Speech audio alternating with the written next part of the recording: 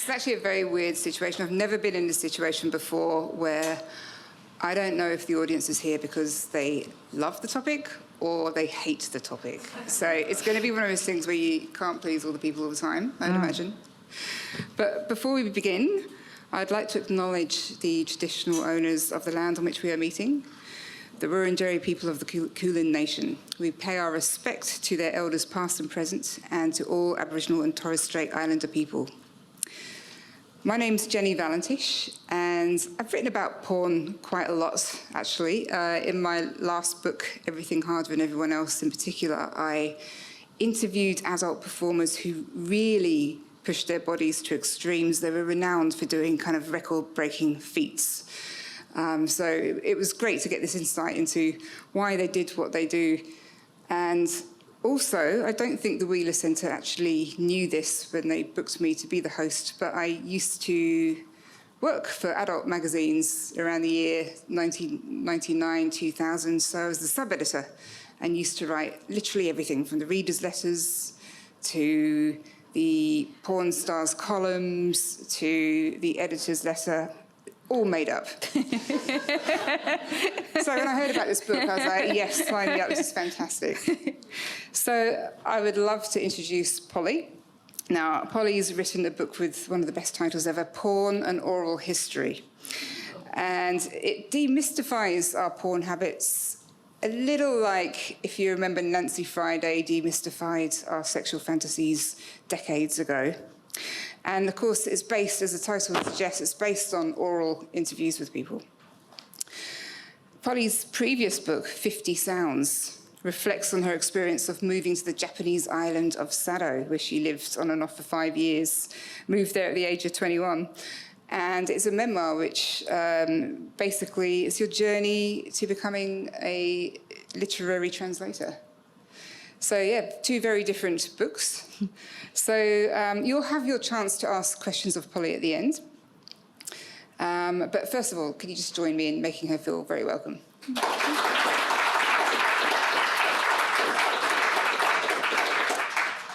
Audio okay, everyone? Great, thank you. So, okay, let's talk about the genesis of this book, Polly. Sure. I actually considered writing a book on porn a while back, and I started brainstorming. I thought, whoa, this is really difficult. I mean, one, it's a vast, vast kind of universe. And two, I thought it would just be extremely depressing for me as a person to write. So tell us about how you hatched this plan and what kind of doubts and inspiration you had along the way. Yeah, absolutely. I guess the kind of the impetus for it was the realization that, you know, I'm midway into my 30s, and I have a lot of people that I consider really good friends who I can talk to about anything, except, coincidentally enough, have really never spoken to anybody about porn or masturbation, aside from kind of a few failed abortive conversations with partners. And I think that's something I've always felt weird about. But the more I started to see porn everywhere in the media, you know, and in books I was reading, films I was watching, articles I was reading, you know, and the way that it was spoken about, as well as this, you know, this thing that kind of totally saturates our society and our views about sex, and experiences about sex. And yet, like, if that was the case, I started to feel like, why was nobody talking about it? And was that true, actually, that nobody was talking about it, or was it just me?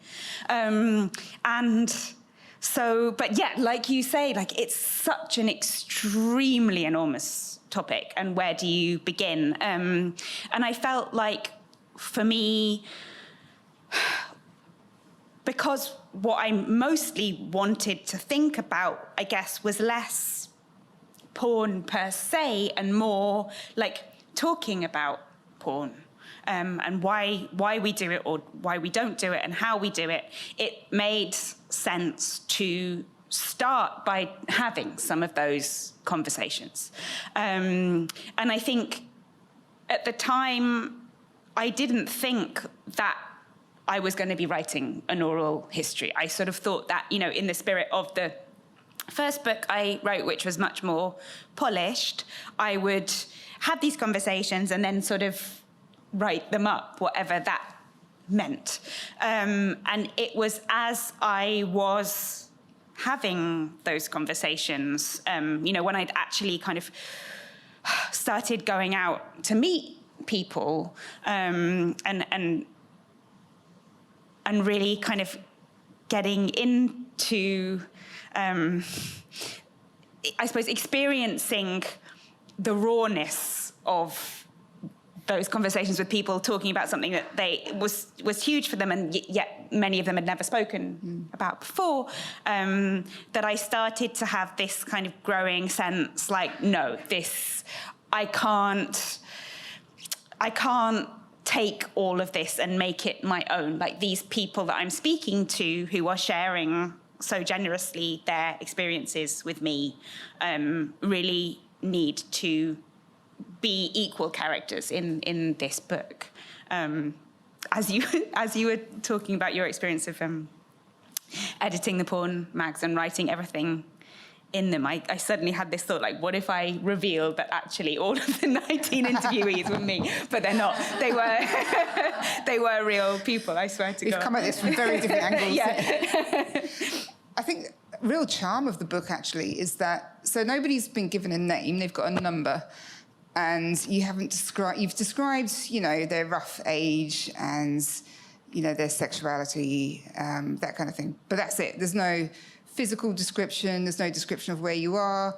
And so that has the effect of very much putting us just in their head. So it's almost like we're not mind reading, but, you know, we're just roaming around their heads without any distractions. Mm. Yeah. And I you know, that was one of the things that I really wanted this book to do, in a way, was sort of drop the reader in there, almost. Just Sorry, is that okay? Is that okay? Okay, God. I would stop gesticulating so much. Drop the reader in there and sort of be a third person almost, or at least a very intimate sort of bystander, spectator. And I think, you know, in that sense, something that felt really important was to represent the full authenticity of the conversations. And I think what I mean by that is, in a way, their flawedness, you know, like the way that people are not certain about things, the way people might contradict themselves, the repetition, certainly in my case, because, you know, I'm in all of the 19 conversations, there's, you know, a fair amount of things that I repeat, hopefully not verbatim, but, you know, the same things come up, and sometimes I might disagree with myself across different conversations. And I think that lack of certainty, that, I mean, being generous, you could call it nuance, felt really, really key to me, I think, especially in this time that we're living through, where more and more kind of polemicism, I think, is valued, and this sort of righteous outrage about everything, and very, you know, a very fixed take.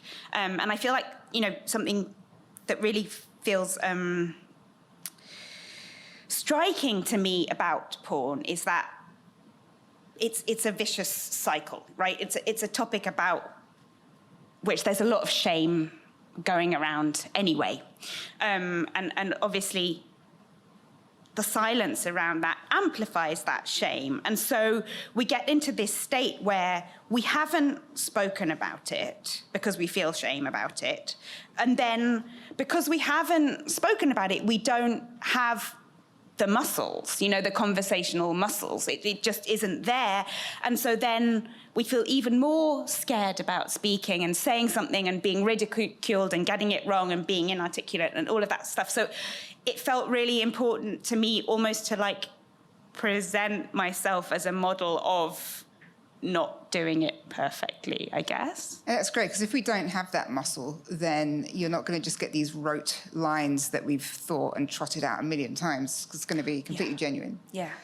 I loved what you said at the beginning, actually. It is a long, I guess, introduction, for want of a better word. And you are preemptively ashamed that people will assume you are a porn connoisseur, but actually you're coming from a place of tortured ambivalence. As were most of your interviewees, really. So, yeah. Look, before we get lost in the weeds of ethics and attitudes, I'd like to think about what purpose porn plays in our lives, because it's manifold. I mean, if I speak personally, just very briefly, it's the most efficient form of stress release. Mm-hmm. And also, it's almost like a form of mindfulness, because you literally can't think about anything else when it's on.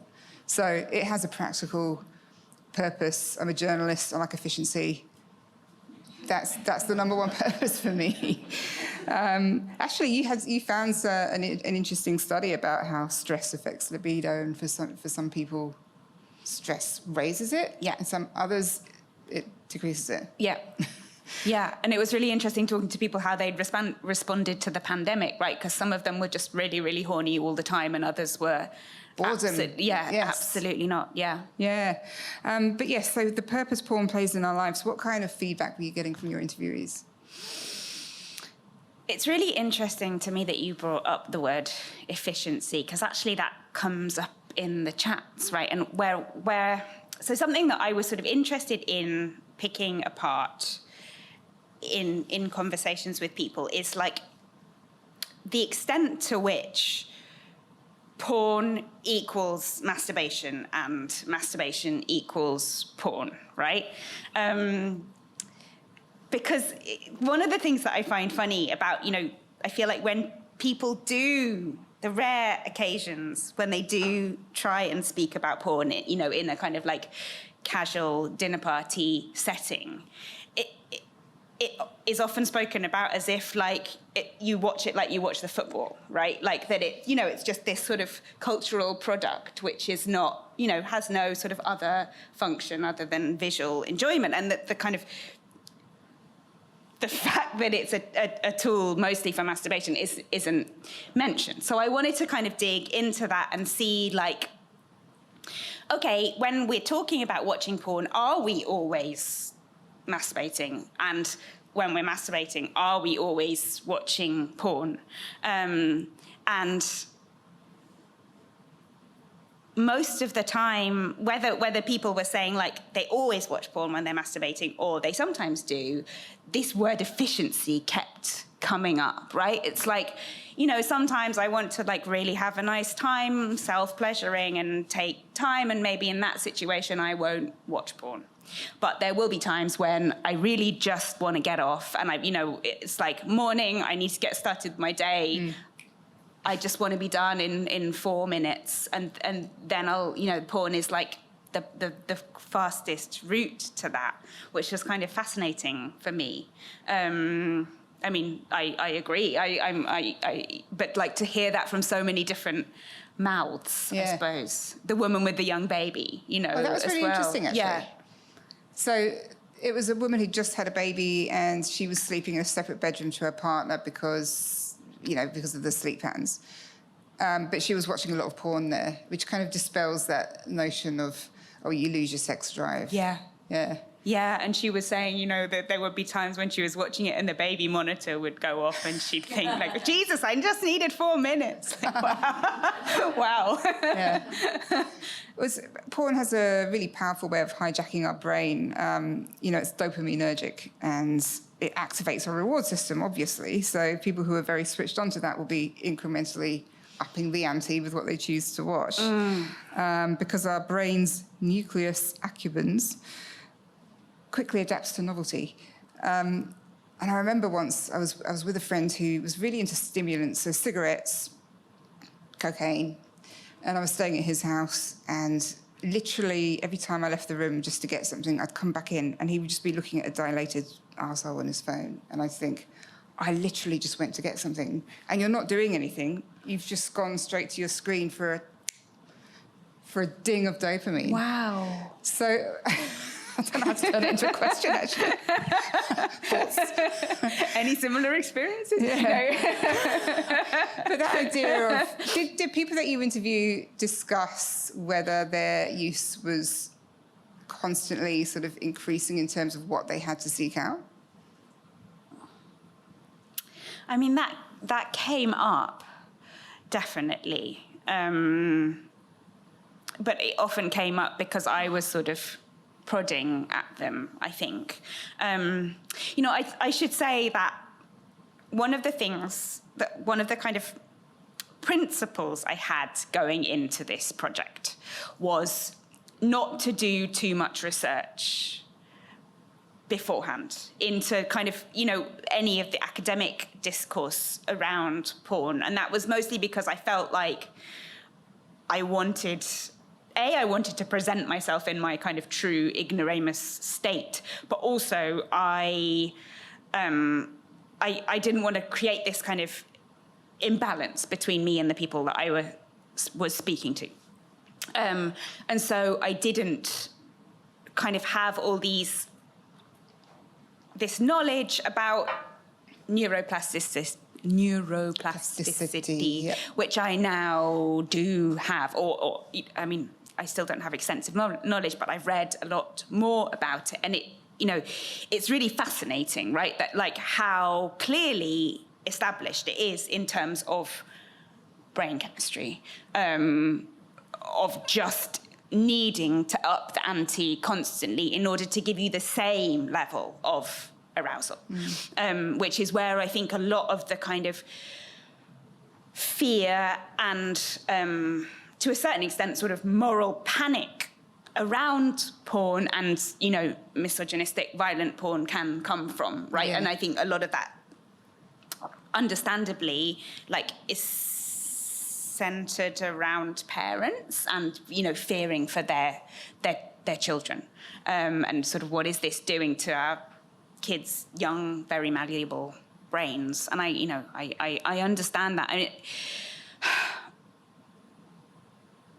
I think no one in the book spoke very explicitly about their worry about constantly seeking harder and harder stuff. I think people kind of reference their struggles with overuse and getting to a point where they realized that they were, feeling sort of that this might be getting slightly out of control, and having to rein it back in. But that was more spoken about in terms of frequency than content.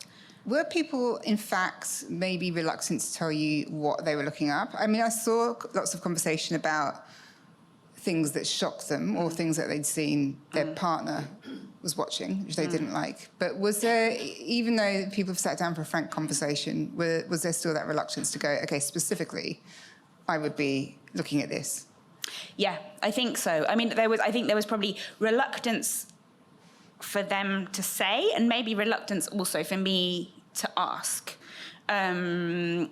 because I felt like we were dancing a dance, and I wanted it to be a frank conversation, but I also didn't want to kind of pry.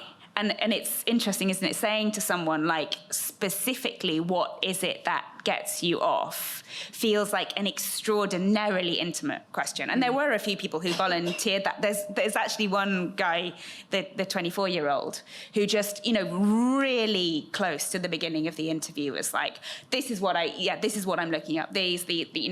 Orgies, he's so literate in it, though, because he's younger, so maybe he's used to those conversations. I think that is true. I mean, that definitely seems, from my limited sample in the book, but then also like the conversations that I've had around the publication of this, it definitely does seem to be a general trend that young people are talking about this more, which I can't help but feel is a good thing, but then also feels like, how could it be any otherwise given the prevalence of it?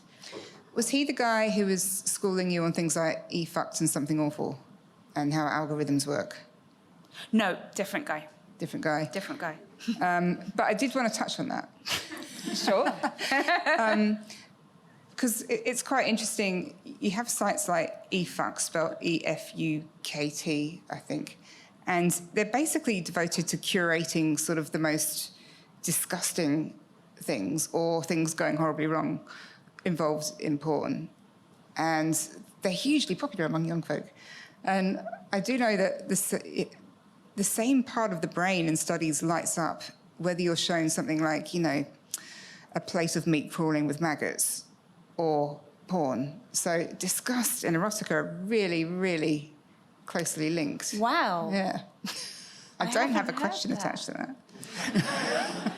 Well, but it's really interesting that you say that, because the guy who was schooling me in algorithms was talking about so he's roughly the same age as me, but he kind of was very online. So he, came of pornographic age when the internet was just sort of starting to do porn, right? And he sort of saw the evolution of it in forums and stuff. And what he was saying was that very early on, there was this real emphasis on, like, the most shocking, hardcore stuff. And what he was saying was that actually the line between what people find disgusting and, like, hardcore but still a turn on is very well established through the algorithm. Right. And I was thinking, really? I mean, that just doesn't seem, from my experience, even within the book, but also personally, to be true. I mean, quite a few, I think mostly women that I spoke to in the book talked about finding the mainstream Pornhub stuff. I mean, if they didn't use the word disgusting, and I think one of them did, like, viscerally off-putting, right? So I do feel like there is a flexible line. I don't think it's easy to sort of separate those two things. But the plate of maggots thing is fascinating. I need to think about that. Well, even if you think of something like oysters, they're an aphrodisiac, and I think partly it's because they've got zinc, but also they are quite disgusting if you think about it. Yeah, the eating of oysters, it just slithers down your throat. Anyway, back to your last point about the algorithm. I was thinking, surely the top page of Pornhub, which is, after all, the biggest site out there, is starting to affect everyone's taste in porn and mould us all into a kind of homogenous cis-het male, in a way. And I was thinking about, there's a great comedy drama called I Hate Susie. It stars Billie Piper as a troubled actress, and in one episode is completely devoted to her erotic fantasies. And she talks to her female manager about them. And her manager starts berating her, saying they're all from the point of view of the man, and they're all from the point of view of his pleasure. And you don't understand what you're doing. Every time you have an orgasm to this, you are conditioning your brain into further going down this path. And I think I'm sure Pornhub would be doing that to us too. It's such an interesting point, isn't it? I mean, there's the issue as it relates to porn specifically. And then there's also, like, and then what is that doing to our turn-ons outside of porn and the kind of sex that we're having and what we think to be normal, right? And one of the points that people who are pushing for increased education around porn in schools is, this kind of, to give kids an understanding that, like, it's fine to watch porn, but you need to know that this isn't what sex is. There's that quote, like, porn is to sex what action movies are to Tuesdays. It's different. It follows a different logic, and within porn films, like, there are lots of almost exclusively women on the receiving end of like various acts of aggression, and almost without fail, they are responding to those with pleasure, right?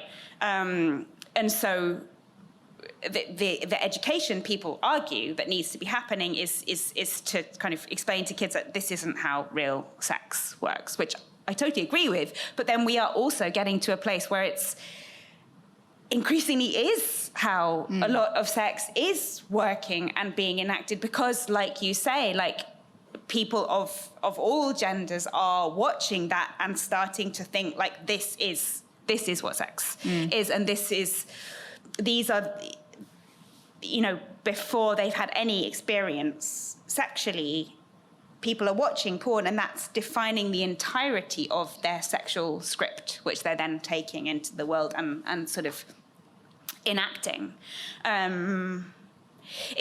It's so interesting to me, sort of talking about this, like the Pornhub top page. You know, the kind of porn that I think most of us imagine when we hear the word porn, because, you know, just throughout the 19 conversations, it felt like there was such a split between people who totally rejected that as like the dominant form of porn, you know, or felt like, well, the great thing about streaming and, you know, free porn and sort of online, the genesis of online porn has been the democratization of it, and the fact that there is now anything that you want is out there. And, you know, not everyone is watching the top page of Pornhub. And I totally get that and appreciate that, but I still feel like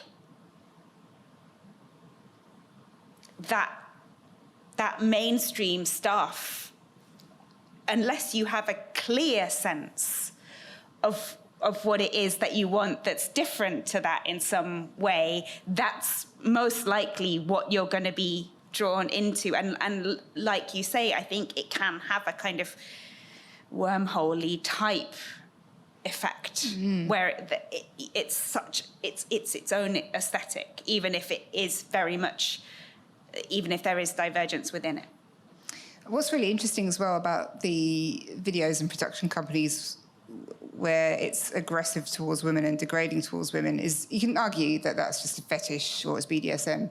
However, if you look at the corresponding kind of acts in male gay porn, which I have as a social experiment, they're very different.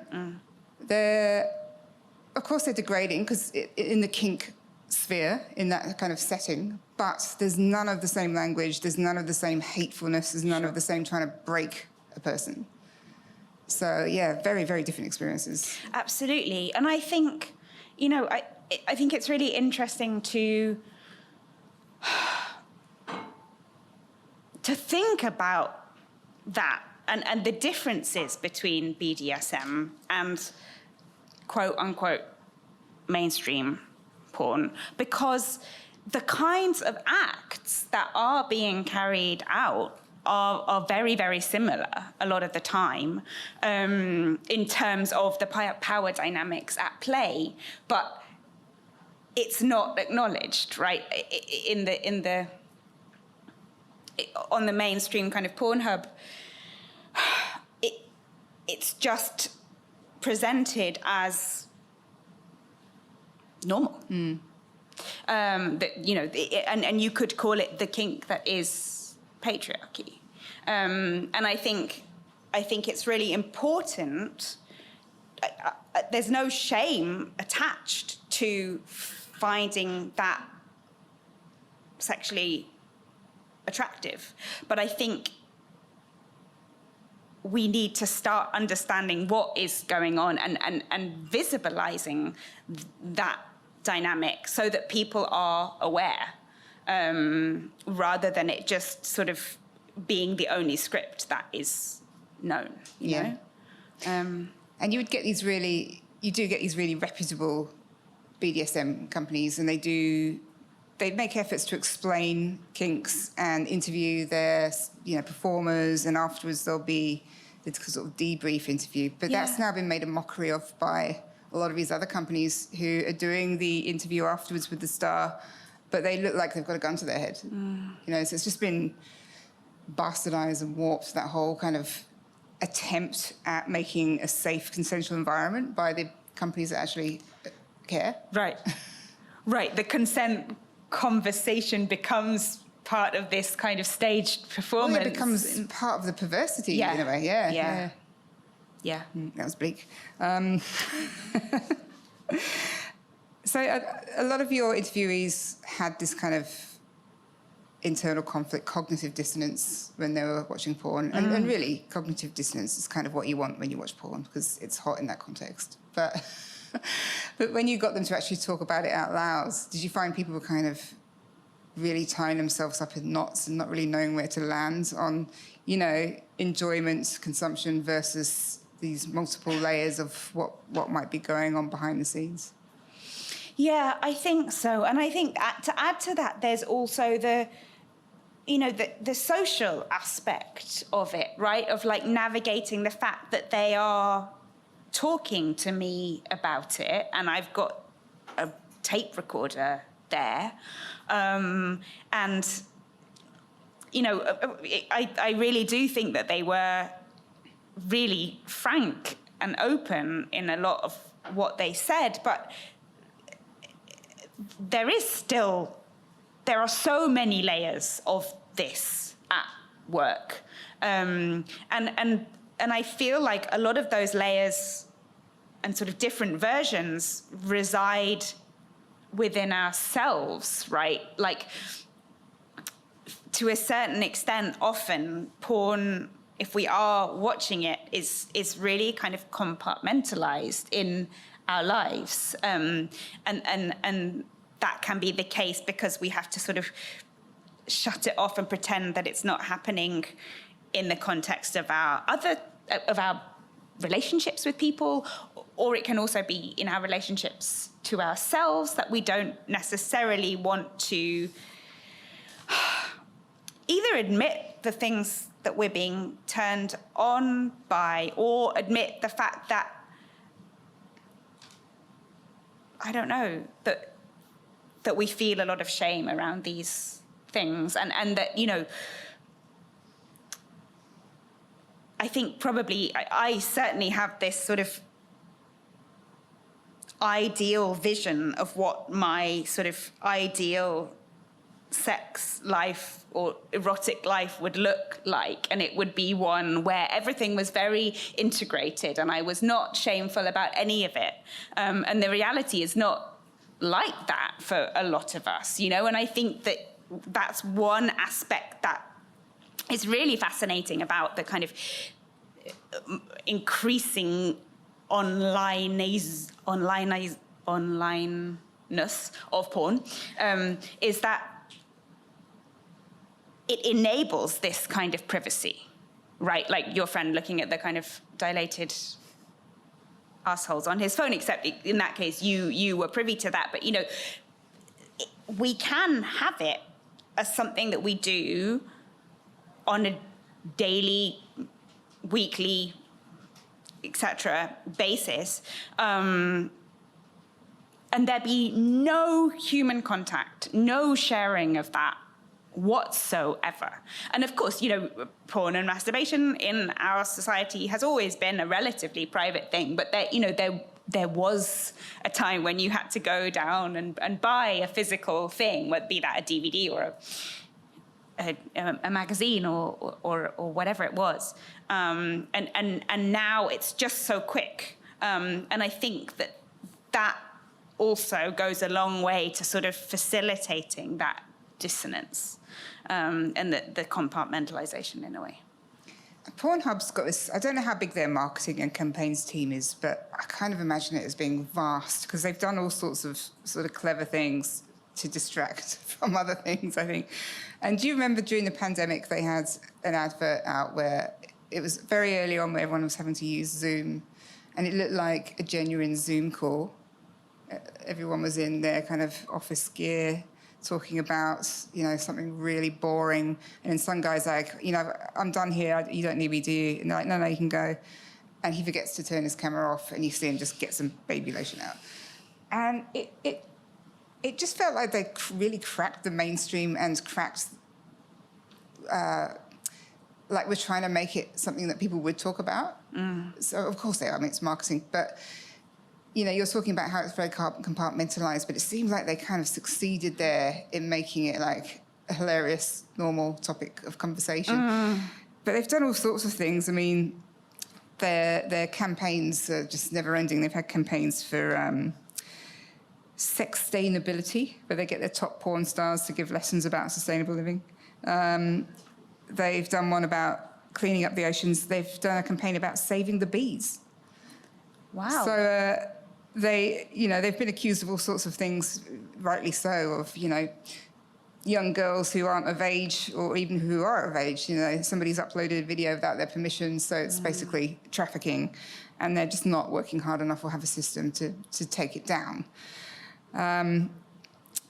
So the people that you interviewed, I do remember, the topics of things like ethical porn came up in sites that aren't Pornhub. And a few of them were saying, look, I've tried, but it wasn't quite working for them. I mean, I suppose you can explore taboos, but maybe the ultimate taboo is watching something that is harmful somewhere along the line. And maybe that's part of it. But what thoughts in general did people have about ethical porn, body positive porn, that kind of thing? I mean, this is a really fascinating question, right? Like, how much is transgression and transgressiveness like integral, or at least desired part of arousal, right? Like that, and to a certain extent, like how much is shame actually enabling, heightening stimulation. And I think like this is touched on by a lot of people from various angles. Ethical porn came up a lot. I mean, ethical porn came up a lot, and then sort of general ethical issues around porn came up even more. But something that was said a few times, and I've actually had a similar experience is like I've tried watching ethical porn from particular sites, ethical porn or feminist porn, and just content-wise, it didn't do it for me. It felt too wholesome, which, speaking of things that are hard to admit to, I think that a lot of people seem to have really struggled with that perception that they had. But that does seem to be, and obviously, like the range of ethical porn that is out there is constantly expanding, and to a certain extent, it's still in its infancy, and presumably will continue to expand and take on forms that will be more algorithmically successful. But I think for some people, there is a sort of probably a pleasant tension that comes from the fact that they know that Pornhub is not great and they feel guilty about it, and that in itself is, if not a turn on, it's sort of certainly contributing to that spiral. It's another layer. Yeah, it's another layer, exactly. The body positivity stuff comes up a couple of times as well. You did get a great quote. It was, I don't necessarily want realism in my porn. I just want some archetypal thing. And the same person bemoaned nothing is taboo anymore. You can just go to a fisting workshop, as if it was, the most wholesome thing to do in the world. Yes, which is yes, totally. And I think she's the one who said, like, I just want the beautiful fantasy. Yeah. but also doesn't watch mainstream porn, right? She's really into 80s erotic thrillers. Oh, yeah. She was saying. Yeah. So that's her beautiful fantasy. Yeah. Did any of your interviewees talk about, had they thought about the performers? For a start, I think, well, one person mentioned you were talking about OnlyFans with him. And he said, well, I know they're trying to have a stab at being more intimate than porn, but it's not. It's faux intimacy, and I have to pay for it because I don't have to pay for porn. But, of course, that means it's piracy then. So, you know, the more people watch on these big platforms like Pornhub, the more the adult performers are suffering, and the directors, you know, they're not being paid. It's piracy on a massive level. You know, and of course, general welfare concerns. Did that come up a lot in your conversations? Yeah, absolutely. Yeah, no, they really did. I wasn't sure how many people, when I went into the conversations, I wasn't sure how many people would be grappling with the ethical issues, and I was pleasantly surprised by how many of the people I spoke to had thought about this in some capacity. I mean, this is the thing that has driven people to experiment with ethical porn, right? Is concerns about the welfare of the porn performers, as well as the kind of the sort of sexual scripts that are being enacted. But I think that you're right. For the guy who was like, why on earth would I pay for porn when I can get it for free? You know, we have Pornhub and all of the kind of companies owned by MindGeek, which is the company that sort of owns them all, have so dominated the market now that it, you know, I think people who are growing up today, kind of coming of sexual age, you know, porn is something free, and so why would you pay for it? And I think, like you're saying, that kind of is really, really destructive for a lot of porn performers, or all porn performers. And there's this thing with Pornhub where they're now kind of, they've introduced the production arm, so they are also, you know, doing this sort of token thing of paying, you know, producing paid content so that they can kind of defend themselves and say, well, you know, we are giving back to the people who make porn, but you know, that's really poor compensation for what they should be, actually being given.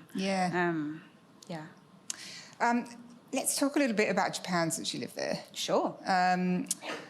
I found an interesting interview with a Japanese porn star. His name's Ken Shimizu, so he calls himself Shimiken. Okay. It's his theory, you know, the law there is that you have to pixelate the genitals. Yes. It's his theory that's why Japanese porn can be really sort of extreme, because they've had to get inventive. So therefore they've come up with bukkake and gokken, because you can still have the genitals pixelated. But he was quite funny because he was outed as being an adult performer quite early in his career, and there was a lot of shame attached to it. But he decided to just own it and take an unapologetic stance. And he cheerfully admitted to everything he'd done, which included like scatological work. But he actually won public hearts with his attitude. And so one television network developed a show, and it had a segment, and it translated as "Let's Fix Shimiken." And as its premise, they said, well, he's a high-risk sexual performer, so maybe we need to just give him activities that will replace this. So they would send him out doing bungee jumping and skydiving and things like that. So he became this quite lovable character in a bizarre way. But what were your experiences of observing porn tastes and availability over there?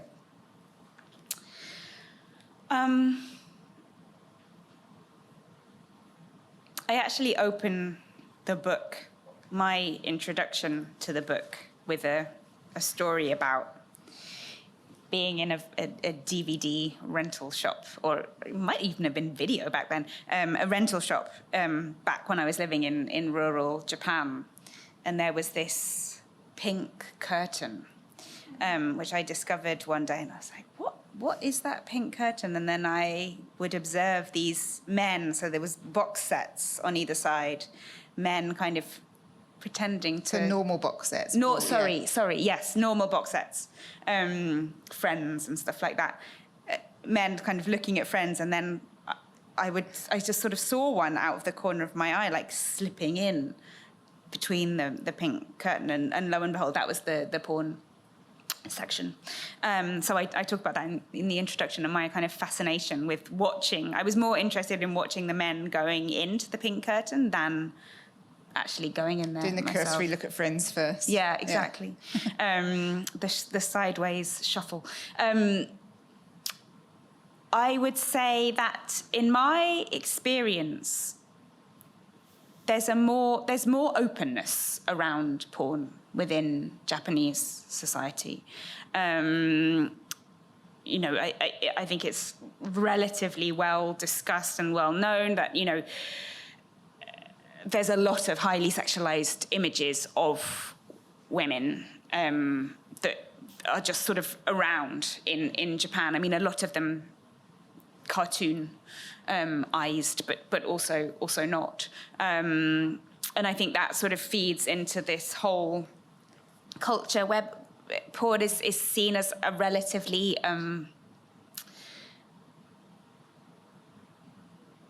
I think less of a taboo, say, than most Anglophone nations that I know of.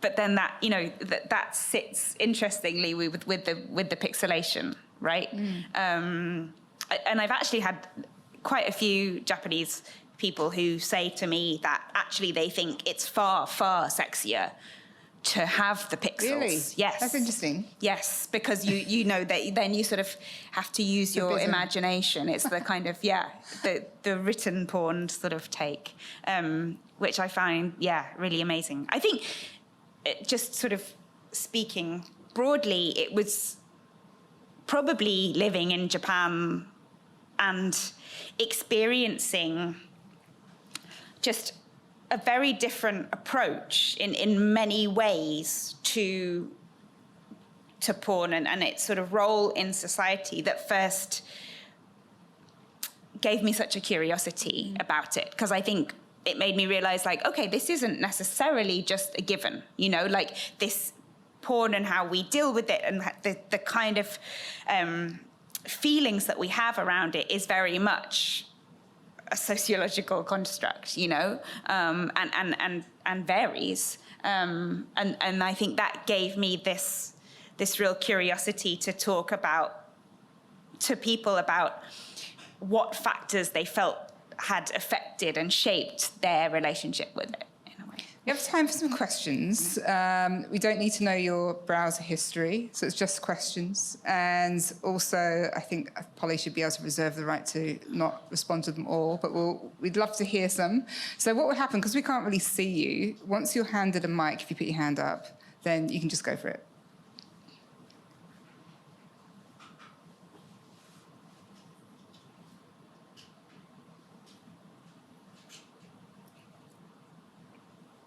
Has the mic gone out? No everyone's being shy. Okay, great. Okay. Yes, look, thank you.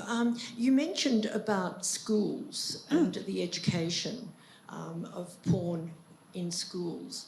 I was at the physiotherapy training program this morning, and I was telling my physio that I was coming here, and she said, I wish they'd introduce it into schools, and because I think it can become under the blanket and that it's not discussed. And so what are your thoughts about how it should be portrayed to students in schools, particularly within the sexual education programs? Yeah, thank you for that. I mean, I think first and foremost, just acknowledging its existence and its prevalence, would go a really, really long way. I don't know really the situation with sex ed in Australia, but certainly in the UK, it's always been pretty pitiful, and it remains so to this day. And I think that there's a number of reasons for that, but I think that the power of the shocked conservative parent who likes to complain is a really great one, and that the people working in schools are really terrified of adopting a more sort of realistic, modern, contemporary kind of sex ed, because it puts them at risk of being accused of promoting, violent pornography, let's say. And I think it's really hard, because the reality is we are living in a world now where the average age for a child to watch porn is age 9, and that's what we're facing. And I think that we need to be dealing with that. I have heard of a few schools who have, rather than sort of doing it in-house, have got experts, I suppose, in to sort of lead school-wide workshops about, they can be about all kinds of things, but porn, self-pleasure, and that's maybe a way of sort of slightly shifting the responsibility, or sort of, not having to present this necessarily as the school line, but just as a sort of external speaker. So that's one way of dealing with it. But I do think that we maybe all just need to kind of face the reality of what's going on. That's the first step that needs to happen in implementing a kind of education that will help young people navigate this issue. Because from everything that I can gather, it's not easy for young people either. I think this is something that's often left out, that it's just kind of assumed that they'll all be really sort of delighted to have this world of porn at their fingertips, and it very much seems like that's not the case. It's it's wildly confusing. I mean, it's confusing even to me, but when that's your first sort of experience and your hormones are going mad, it's such a difficult territory to navigate, and I think we really need to navigate it with them. You actually just missed a huge shitstorm over here, because a sex ed book did come out, and there was just a lot of media about it and a lot of pushback about it. Oh, really? So, yeah, still very a conservative environment. Do we have another question? Just speak if you've got the mic. Hi, thank you.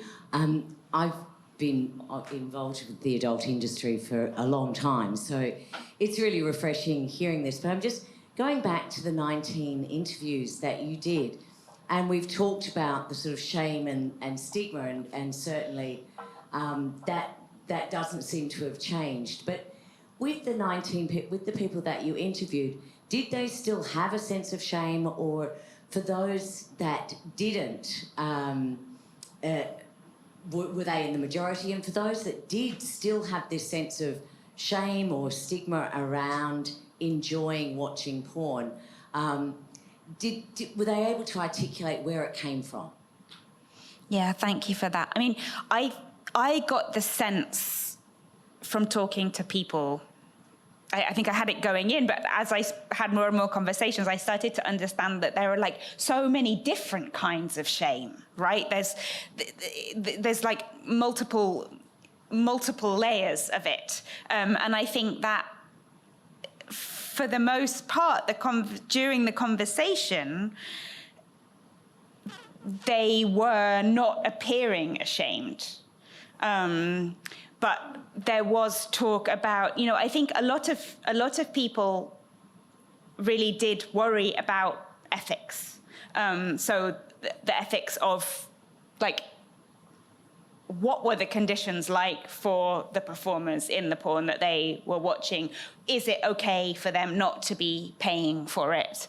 I've had a couple of conversations with people, though these aren't in the book actually, but after finishing the book, I've had a couple of conversations with people who've said that, they have found themselves enacting elements of, sort of violent things that they've seen in porn that they never thought they were into, and then that sort of coming out in the sex that they were having and feeling worried about it and a lot of shame. But I think my personal sense is that, like, a lot of these things, talking it through can really, really help in quelling that shame, before I went into this project, was really terrified of saying all the words even, And a lot of it is just sort of practicing, and the more that you can admit to people, and often it's like not just admitting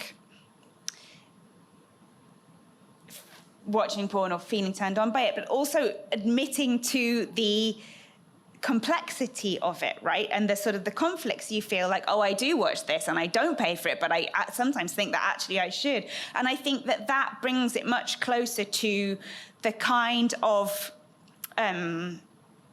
ethical positions, or, the kind of spectrums of feeling that we have about most subjects in our life that are as vast as porn is. I think one of the weird things about porn is that it's so often framed in the public sphere as, like, are you pro or anti? And we don't do that about sex, right?